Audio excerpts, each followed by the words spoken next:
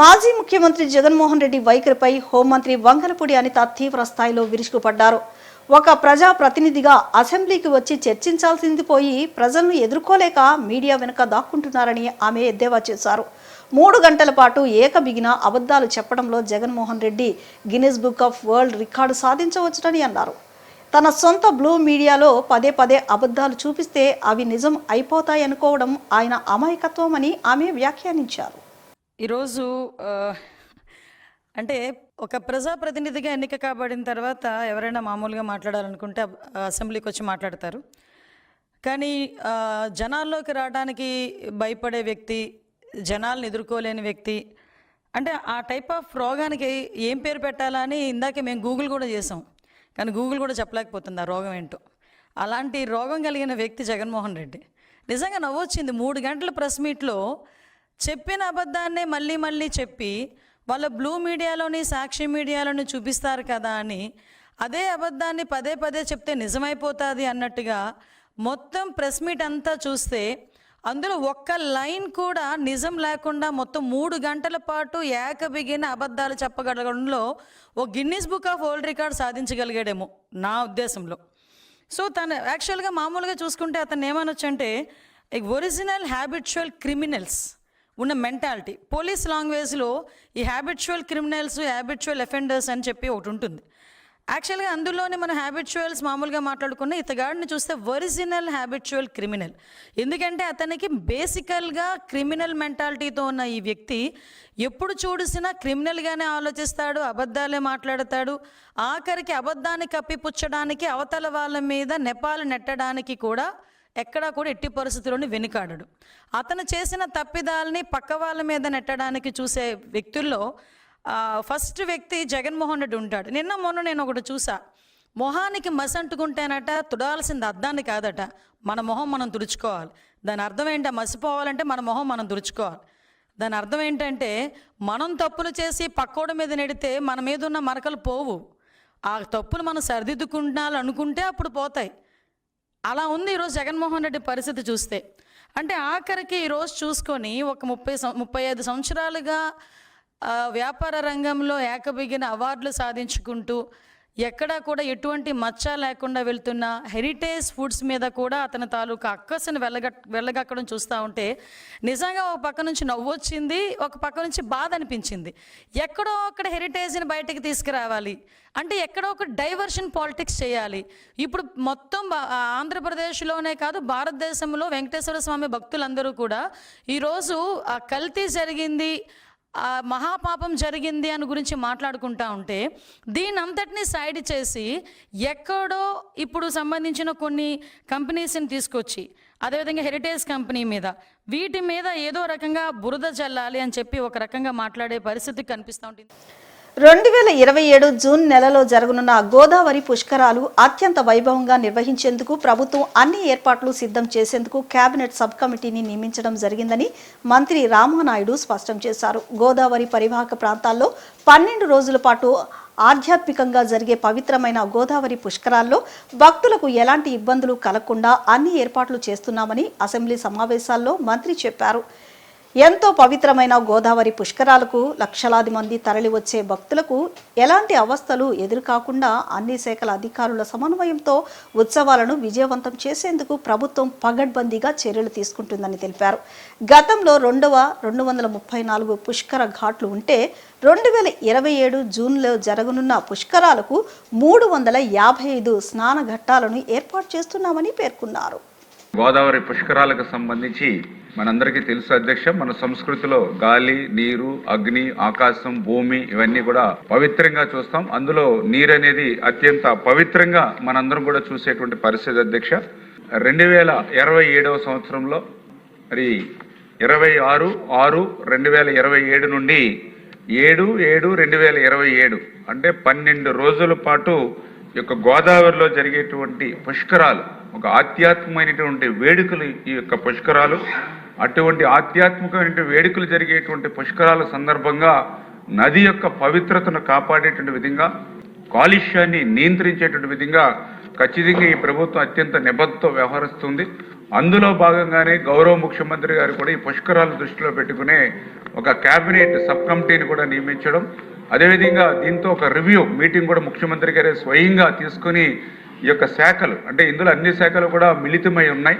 పర్టికులర్గా ఏదైతే ఈ యొక్క revenue, endowment, irrigation, R&B, Panchayati Raj, health, ఇట్లా ఏదైతే ఎలక్ట్రిసిటీ, టూరిజం, పొల్యూషన్ బోర్డు గౌరవ సభ్యుడు అయినట్టుగా ఇవన్నీ కూడా సమన్వయం చేసుకుని ఖచ్చితంగా ఈ యొక్క పొల్యూషన్ లేనటువంటి విధంగా కొన్ని చర్యలు కూడా అంటే భక్తుల యొక్క రద్దీని దృష్టిలో పెట్టుకుని ఆ భక్తుల రద్దీ ఆ యొక్క నది యొక్క పవిత్రత మీద, పొల్యూషన్ మీద పడకుండా ఒక ప్రణాళికాబద్ధంగా తీసుకెళ్ళడానికి ఏవైతే స్నానఘట్టాలు ఏదైతే నిర్మాణం చేస్తూ ఉన్నామో ఆ స్నానఘట్టాలు చూస్తే గతంలో పుష్కరాలు జరిగినప్పుడు 234 స్నానఘట్టాలు ఉంటే ఈ సంవత్సరం దాన్ని 359 అంటే 125 స్నానఘట్టాలు ఎక్కువ మన ప్రతిపాదనలు ప్రభుత్వానికి పంపించడం జరిగింది అధ్యక్ష. అంటే తద్వారా ఎక్కువ స్నానఘాట్లు ఉండి ఎక్కువ చోట్ల పబ్లిక్ డిస్ప్లే అవుతే తద్వారా కొంత పొల్యూషన్ తగ్గించడానికి, కొంత నియంత్రించడానికి అవకాశం ఉంటుందనేటువంటిది ఒకటి. రెండోది వ్యర్థాల నిషేధం. ఇప్పుడే గౌరవ సభ్యులు చెప్పినట్లుగా వాస్తవం అధ్యక్ష, ఈవేళ నదుల్లో కానీ కాలువల్లో కానీ జంతు కలేబరాలు కానీ డ్రైన్స్ కానీ ఇవన్నీ కూడా ప్లాస్టిక్ కానీ ఇవన్నీ కూడా కాలువల్లోనే డస్ట్బిన్లుగా వాడుతున్నటువంటి పరిస్థితుల్లో ఈ యొక్క ప్లాస్టిక్ వ్యర్థాలన్నీ కూడా క్లియర్గా మనం దాన్ని నియంత్రించి నిషేధం కూడా విధించడం జరిగింది అధ్యక్ష.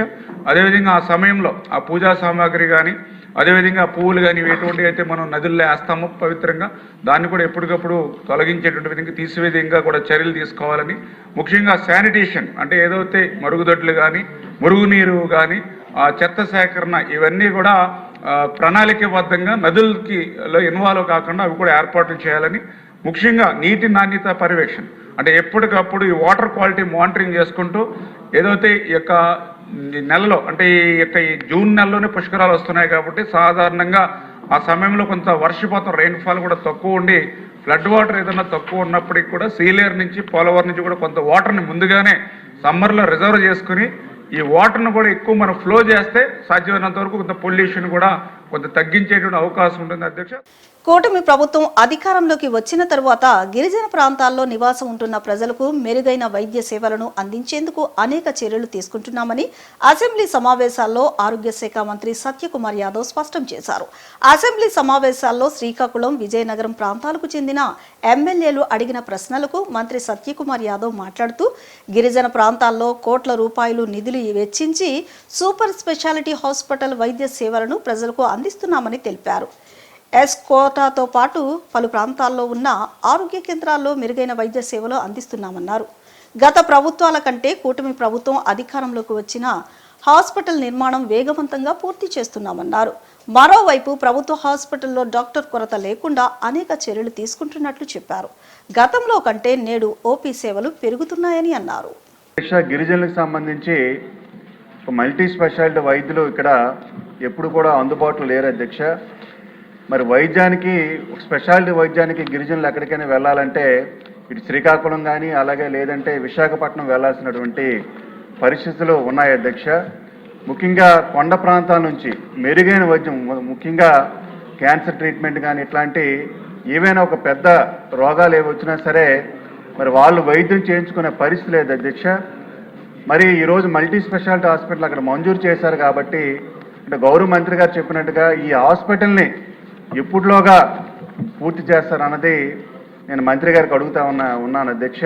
పార్వతీపురం, రంపచోడవరం, బుట్టాయిగూడ, డోర్నాల అయితే అన్నిటికీ ఒక్కొక్క దానికి 49,20,00,000 చొప్పున మొత్తం 246 కోట్లు అడ్మినిస్ట్రేషన్ శాంక్షన్ ఇచ్చినప్పటికీ గతంలో 4 సంవత్సరాల్లో విడుదల చేసిన నిధులు కేవలం 24,42,00,000 మాత్రమే జరిగాయి అధ్యక్ష. కూటమి ప్రభుత్వం వచ్చిన తర్వాత గిరిజన ప్రాంతాల్లో మెరుగైన వైద్య సేవలు అందించాలనే సదుద్దేశంతో త్వరితగతిన పనులు చేపట్టి ఈ 4 సంవత్సరాల్లో 24 కోట్లు ఖర్చు పెడితే మనము ఈ 20 నెలల్లో 63 కోట్లు ఖర్చు పెట్టి పనులను పూర్తి చేసే దిశగా ప్రయత్నం చేస్తున్నాం అధ్యక్ష. సీతంపేటకు సంబంధించిన మల్టీ స్పెషాలిటీ హాస్పిటల్ని గతంలో 12 కోట్లు మాత్రమే ఖర్చు పెడితే కూటమి ప్రభుత్వం వచ్చిన తర్వాత 15 కోట్లు ఖర్చు పెట్టడం జరిగింది గత 20 నెలల్లో. అయితే ఇంకా 11 కోట్లకు సంబంధించిన పనులు పెండింగ్లో ఉన్నాయి. వాటిని ఈ 6 నెలల్లో పూర్తి చేసి లక్ష్యంగా పెట్టుకున్నాం జూన్కి పూర్తి చేయాలని. అదేవిధంగా డోర్నాలకు కూడా జూలైకి పూర్తి చేయాలని లక్ష్యంగా పెట్టుకున్నాం. మిగిలిన 3 చోట్ల ఈ సంవత్సరం చివరికి అంటే డిసెంబర్ నాటికి కూడా పూర్తి చేసి మెరుగైన వైద్య సేవల్ని అక్కడ అందించాలనే దిశగా ప్రయత్నాలు చేస్తున్నాం. ఇక డాక్టర్ల గురించి చెప్పడం జరిగింది అధ్యక్ష.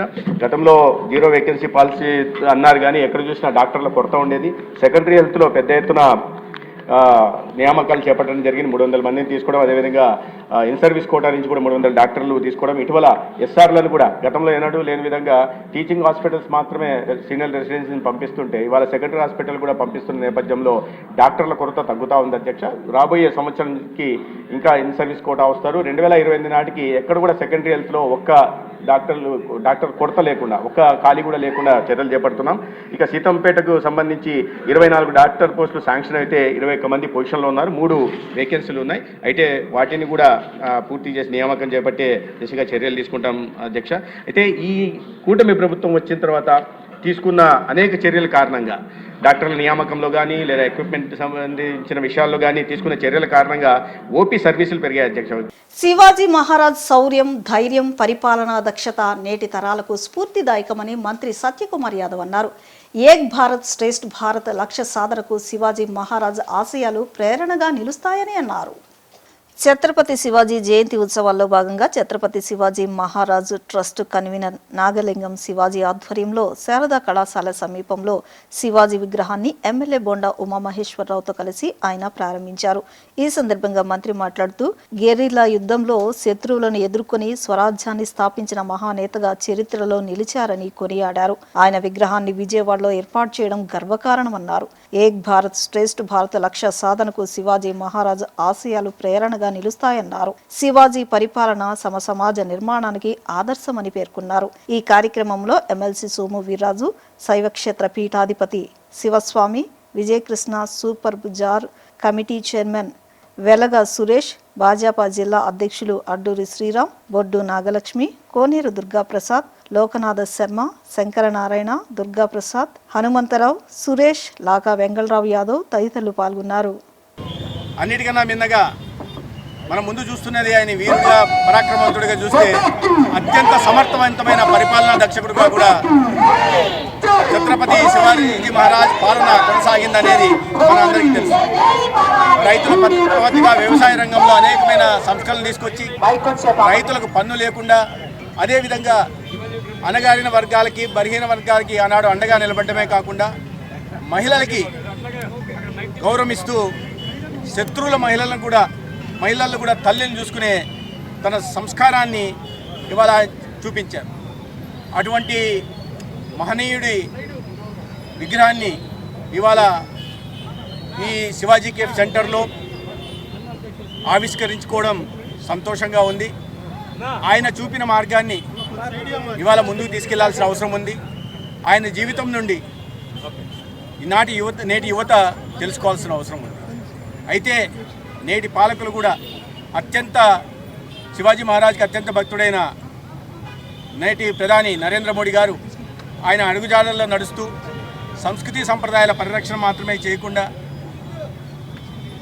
చేయడమే కాకుండా ఇవాళ సమాజంలోని అన్ని వర్గాలకి అండగా ఉంటూ అనేక రకాలైన సంక్షేమ పథకాలని, అభివృద్ధి కార్యక్రమాలను తీసుకొచ్చి గతించిన ఏదైతే వైభవం ఉందో విశ్వగురుగా మళ్ళీ ప్రపంచం ముందు భారతదేశాన్ని ఆవిష్కరించే దిశగా కూడా ఇవాళ పాలన కొనసాగుతూ ఉంది. ఆంధ్రప్రదేశ్లో కూడా ఇవాళ చంద్రబాబు నాయుడు గారు, పవన్ కళ్యాణ్ గారి నాయకత్వంలో కేంద్రంలో నరేంద్ర మోడీ గారి సహకారంతో ఒక మంచి పాలన కొనసాగుతూ ఉంది. ఆనాడు ఎటువంటి పరిస్థితులు సంతోషకరమైన, సానుకూలమైన వాతావరణం ఉండేదో అటువంటి పరిస్థితుల దిశగా ఇవాళ రాష్ట్రాన్ని తీసుకెళ్లడానికి ఈ నాయకత్వం పనిచేస్తూ ఉంది. ప్రజలు వారికి ఆశీర్వాదం అందించాలని, అదేవిధంగా ఛత్రపతి శివరాజ్ మహారాజ్ జీవితంలోంచి అనేకమైన మంచి కోణాలను చూసుకుని వాటిని అనుసరణీయంగా చేసుకోవాలని నేటి యువతని సందర్భంగా కోరుతున్నాను. స్థానిక శాసనసభ్యులు చాలా సహకారాన్ని అందించారు. వారికి నేను హృదయపూర్వకంగా ధన్యవాదాలు తెలియజేస్తున్నాను. ఈ విధంగా అడ్డంకులు లేకుండా వారి విగ్రహాన్ని ఇక్కడ ఏర్పాటు చేయడంలో వారి పాత్ర ప్రముఖమైందని నేను తెలియజేస్తూ ముగిస్తున్నాను. సేవ చేస్తున్న వాళ్ళని, ఈ దేశానికి సేవ చేస్తున్న వాళ్ళని గుర్తుంచుకోవటం, ఆ మహానుభావుల విగ్రహాలని పెట్టుకొని భవిష్యత్ తరాలకి వారు ఈ జాతికి, ఈ దేశానికి చేసిన సేవల్ని మననం చేసుకునేదానికి, గుర్తు చేసుకునేదానికి ఎప్పుడు కూడా మనం భవిష్యత్ తరాల కోసం వాళ్ళ చరిత్రను తెలియజేసే విధంగా అన్నీ కూడా మనం ఏర్పాటు చేయాలి. ఇవాళ ఇప్పుడే గౌరవ మంత్రివర్యులు సత్యప్రసాద్ గారు అలాగే సోమవీర్రాజు గారి చేతుల మీదుగా ఇక్కడ సెంట్రల్ నియోజకవర్గం సత్యనాపురం డిఆర్టీఎస్ రోడ్డు కార్నర్లో మరి మహా వీరుడు ఛత్రపతి శివాజీ గారి విగ్రహాన్ని ఆవిష్కరించుకోవటం మన నగరానికే ఒక గౌరవం, అది ఈ రాష్ట్రానికి ఒక గౌరవం. అలాంటి మంచి వ్యక్తుల అడుగుజాడల్లో మనందరం నడవాలని, భవిష్యత్ తరాలకి ఆ మహానుభావులు ఈ దేశానికి చేసిన సేవలు తెలియజేయాలని కోరుకుంటూ ఈ నియోజకవర్గంలో ఈ విగ్రహాన్ని ఏర్పాటు చేసిన విగ్రహ కమిటీని కూడా అభినందన తెలియజేస్తాం. రాష్ట్రంలో సివిల్స్ కు సిద్ధమవుతున్న యువతకు గొప్ప అవకాశంగా 200 మందికి 3 ఏళ్ల పాటు ఉచిత శిక్షణ అందించే కార్యక్రమానికి శ్రీకారం చుట్టారు.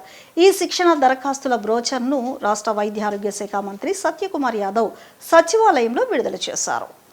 చలసాని బలరామ ప్రసాద్ అకాడమీ ఆధ్వర్యంలో ఎంపిక కాబోయే 200 మందికి 3 ఏళ్ల పాటు ఉచిత వసతి భోజన సదుపాయాలతో శిక్షణ ఇవ్వనున్నామని అన్నారు. యూపీఎస్సీ, ఏపీఎస్సీ పరీక్షలకు అభ్యర్థులను సన్నద్ధం చేయనున్నట్లు doctor Lakshmaiah IAS study circle తెలిపింది.